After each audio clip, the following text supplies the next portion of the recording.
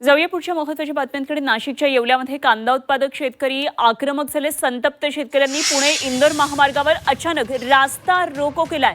कृषी उत्पन्न बाजार समिती येवल्यासमोर शेतकऱ्यांनी हा रास्ता रोको केलाय।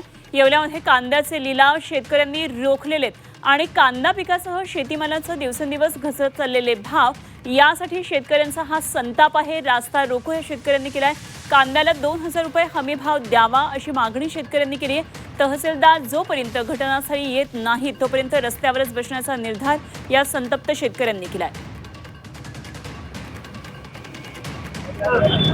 कांद्याचे दिवसेंदिवस घसरत असलेले बाजारभाव आणि शेतीमालाला जो भाव मिळत नाही याकरता येवल्यातील शेतकरी बांधवांनी पुणे इंदोर महामार्ग हा सुमारे अर्धा तासापासून रोखून धरलेला आहे। या ठिकाणी शेतकरी हे लिलाव बंद पाडून अचानक रस्त्यावर आले आणि या ठिकाणी पोलिसांची एक धावपळ उडाली। यासह आता पोलिसांनी देखील बंदोबस्त वाढवलाय। शेतकऱ्यांची काय मागणी आहे, का रस्त्यावर बसलेत आपण जाणून घेऊ। काय तुम्ही रस्त्यावर बसले?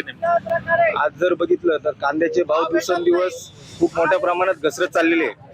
आम्हाला उत्पादन शुल्क जर बघितलं तर उत्पन्नाचा खर्च जर बघितला तर 25 रुपये प्रति क्विंटल हा खर्च आहे आणि आज कांद्याचे दर जे आहेत ते 800, 900, 1000 रुपये।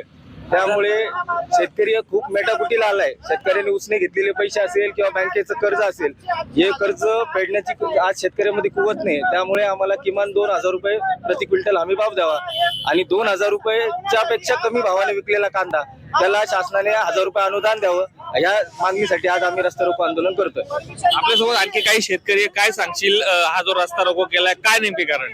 कांदा भाव वाढण्यासाठी भावच नाही कांद्याला। गोणी महाग झाली, सर्व महाग झाले, भाव नाही, मक्काला भाव नाही, असं शेतीमालाचे जे भाव आहेत त्याकरता हा रस्ता रोको करण्यात आलाय। तसेच खतांचे व बियाण्याचे दर देखील वाढलेत। यावर केंद्र शासनाने अर्थसंकल्पात तरतूद केली नाही असा आरोप करत या शेतकऱ्यांनी हा रस्ता रोको केलेला आहे। सुदर्शन किल्लारे, झी मीडिया, येवला, नाशिक।